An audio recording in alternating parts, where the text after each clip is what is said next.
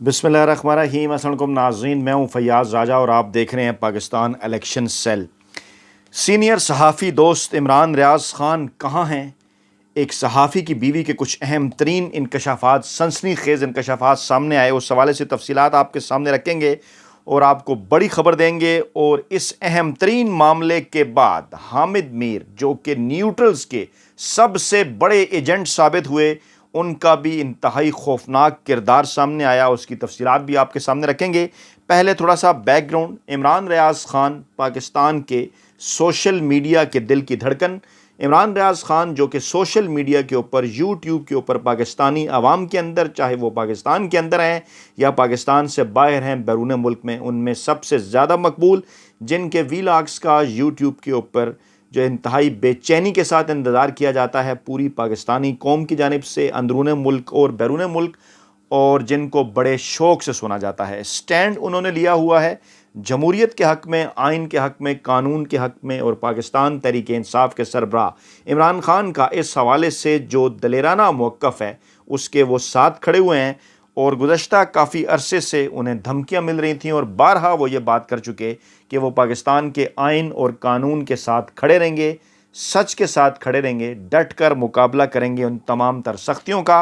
और 100 घंटों से ज़ायद गुजर गए उनकी पुरस्रार गुमशुदगी को। आखिरी वक्त ये पता चला था कि उन्हें एयरपोर्ट से पहले गिरफ़्तार किया गया, उसके बाद फिर उन्हें नामालूम अफराद जो हैं वो गायब करके किसी नामालूम जगह पर ले गए। उसके बाद उनके हवाले से किसी किस्म की कोई इत्तलात नहीं है।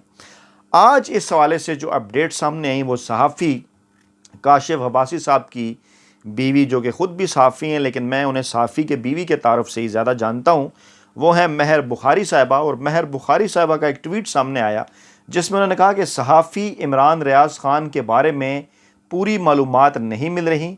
एक करीबी ज़राए ने तस्दीक की है कि वो ज़िंदा है लेकिन जंजीर और कैद में बंधा हुआ है। हुकूमत को शफ़ाफ़ होना चाहिए और उसके ठिकाने के बारे में मालूमात का तबादला करना चाहिए। आप किसी सहाफ़ी से इत्तफ़ाक़ या इख्तलाफ कर सकते हैं लेकिन गिरफ़्तारी, तशद्दुद, ब्लैक आउट कोई ऑप्शन नहीं। और ना ही किसी ने हुकूमतों को ये फ़ैसला करने का इख्तियार दिया है कि कौन सहाफ़ी कराया जा सकता है और कौन नहीं।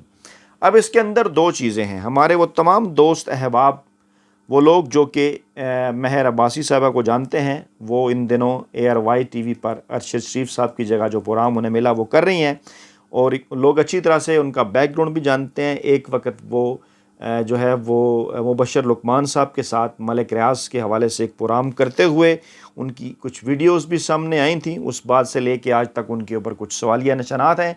इस ट्वीट के अंदर दो चीज़ें हैं। बाज़ लोग ये बात कर रहे हैं कि अच्छी बात है, उन्होंने ये ट्वीट किया, अगर उन्हें अपने ज़राए से इस हवाले से ख़बर मिली, और उन्होंने ठीक कहा कि गिरफ़्तारी या तशद्दुद या ब्लैक आउट ये कोई ऑप्शन नहीं। लेकिन दूसरी जानिब ये भी कहा जा रहा है, कुछ लोगों की जानिब से वो दावा कर रहे हैं कि महर बुखारी साहबा का ये ट्वीट उन तक ये जो मालूमात पहुँचाएंगी ज़राए के हवाले से, ये कुछ दीगर जो लोग हैं उनको डराने की भी कोशिश है। जिस तरह से कहा गया कि वो जंजीर और कैद में बंधा हुआ है।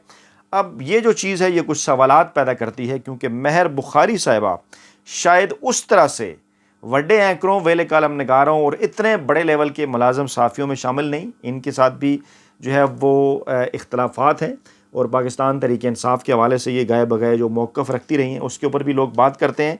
लेकिन कुछ मौक़े के ऊपर ये पाकिस्तान तहरीक इंसाफ और इमरान ख़ान के हवाले से कुछ ऐसी जो है उन्होंने प्रोग्राम भी कर रखे जिनमें नून लीग के ऊपर भी तनकीद हुई, हुकूमत की भी नाकद समझी जाती रही। लेकिन ख़ास तौर पर अभी जब इन्होंने अरशद शरीफ साहब की जगह ARY पर प्रोग्राम का आगाज़ किया तो लोग इनको ये कह रहे थे कि वो अपने इस प्रोग्राम का टेम्पो या उस प्रोग्राम का स्टाइल बिल्कुल वही रखें जो अरशद शरीफ साहब का था। और कुछ लोग ये कह रहे थे कि इनको जानबूझकर यहाँ इस स्लॉट के अंदर लाया गया अरशद शरीफ साहब का जो इम्पैक्ट है वो ख़त्म करने के लिए। अच्छा, अब इसमें एक चीज़ बड़ी इंपॉर्टेंट, क्योंकि महर बुखारी साहबा का आज एक और ट्वीट भी जो है वो सामने आया था ख़वातीन के एहतजाज के हवाले से, वो भी हम आपके सामने रखते हैं। वो ट्वीट क्या था, क्योंकि उसके बाद कुछ लोगों ने यह भी कहा था कि क्या ये सारी बातें अपने प्रोग्राम के अंदर भी कर सकती हैं, क्योंकि उन्होंने कहा था गुज़श्ता रात पुरअमन एहतजाज करने वाली ख़वातीन, कज़न्स और दोस्तों को गिरफ़्तार कर लिया गया, 21 घंटे तक हिरासत में रखा गया और छेड़छाड़ की गई। हमने उनकी रहाई के लिए رات گئے, کوشش کی, لیکن کوئی سننے کو تیار نہیں تھا. وہ اب گھر پر ہیں, ابھی تک صدمے میں ہیں, شاید وہ پھر کبھی پرامن احتجاج کے لیے باہر نہ نکلیں. مزے کی بات یہ ہے کہ وزیر اعلیٰ, آگے انہوں نے محسن نقوی صاحب جو اس وقت نام نہاد قائم مقام وزیر اعلیٰ ہیں, نگران وزیر اعلیٰ, ان کو ٹیگ کیا کہ یہ تو قابل رسائی تھے اور نہ ہی فکر مند, نہ تو قابل رسائی تھے نہ ہی فکر مند. میں ساری رات سوچتی رہی کہ وہ خود لڑکیوں کے باپ بھی ہیں, پھر یہ کیسے ہونے دے سکتے ہیں. انتظامیہ پرتشدد ہجوم اور پرامن مظاہرین میں فرق نہیں کر سکی اور نہ ہی خواتین اور بچوں سے برتاؤ میں حساس تھی. مارنا پھر گرفتار کر کے چھیڑ چھاڑ, خدا کی پناہ. عوامی املاک کو جلانے والوں کے چہرے اور نام دکھائے جا رہے ہیں, لیکن پولیس کی بربریت, غیر قانونی حراست اور تشدد کا ذکر نہیں. کیوں؟ اچھا ٹویٹ تھا, بالکل انہوں نے آواز اٹھائی, لیکن لوگ یہ سوال کر رہے تھے, آپ میری رہنمائی بھی کیجیے گا کیونکہ میں نے ان کا پروگرام نہیں دیکھا. لوگ یہ فرما رہے تھے, لوگ یہ کہہ رہے تھے کہ یہ جو فرما رہی ہیں مہر بخاری صاحبہ ٹویٹ کے اندر, کیا اپنے پروگرام کے اندر ARY کے اوپر بیٹھ کر یہ ان لوگوں کے حق میں آواز اٹھائیں گی یا صرف ٹویٹر تک ہی محدود رہیں گی؟ یہ انتہائی اہم سوال ہے. اب بڑھتے ہیں, آپ کو لے کے چلتے ہیں, کیونکہ میں نے ذکر کیا تھا وڈے اینکر, ویلے کالم نگار اور ملازم صحافی.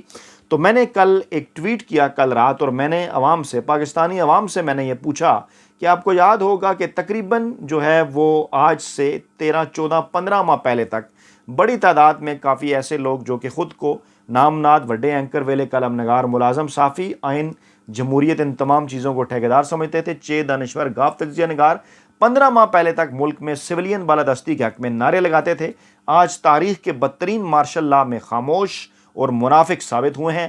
آپ میں سے ہر ایک دوست اپنی رائے کے مطابق کسی ایک بڑے منافق کا نام کمنٹ کرے. اب سینکڑوں کی تعداد میں لوگوں نے نام کمنٹ کیے, کافی سارے نام ہیں ان کے اندر جو میں آپ کے سامنے رکھتا رہتا ہوں, جس میں حامد میر, طلعت حسین, نجم سیٹھی, سہیل وڑائچ, نصرت جاوید, افتخار احمد اور دیگر ان کے کئی بلنگڑے جن کا میں نام بھی لینا نہیں چاہتا, لیکن جس نے ٹاپ کیا وہ ٹاپ لسٹ پر نام جو منافقین میں لوگوں نے سب سے زیادہ نام لکھا وہ نام ہے حامد میر کا. اب ان تمام تر معاملات کے ساتھ حامد میر صاحب کا کیسے تعلق بنتا ہے میں وضاحت کے ساتھ بیان کرتا ہوں. مجھے یہ بتائیے گا کہ کیا عمران ریاض صاحب کا جو جرم ہے, جس کو جرم قرار دیا جا رہا ہے, وہ حامد میر کے جرم سے زیادہ ہے یا حامد میر کے جرم سے بڑا ہے؟ آپ کو یاد ہوگا کہ حامد میر صاحب نے چند عرصہ پہلے عمران خان کے دور حکومت میں فوجی جرنیلوں کے حوالے سے کیا کہا تھا, اور انہوں نے کہا تھا کہ ہم یہ کریں گے, آپ کو بتائیں گے کہ کس کی بیوی نے کس کو گولی ماری, اور اس حوالے سے پھر باقاعدہ جنرل فیض حمید اور ان کی اہلیہ کے حوالے سے ایک غلیظ کمپین کا آغاز بھی سوشل میڈیا کے اوپر ہو گیا تھا کہ اشارہ ان کا اس جانب ہے. اور پھر یہ بھی انہوں نے کہا تھا کہ ہم جرنیلوں کے گھروں کے اندر کی باتیں جو ہے وہ لوگوں کو بتایا کریں گے. اب یہ جس قسم کے الفاظ انہوں نے پاکستانی اسٹیبلشمنٹ, پاکستانی فوج کے جرنیلوں, ان کے گھروں, ان کی بیویوں کے متعلق استعمال کیے تھے, کیا عمران ریاض صاحب نے کبھی اپنے اس تمام صحافتی کیریئر کے اندر اس قسم کے الفاظ کبھی آپ نے ان کے منہ سے سنے؟ نہیں, ہرگز نہیں.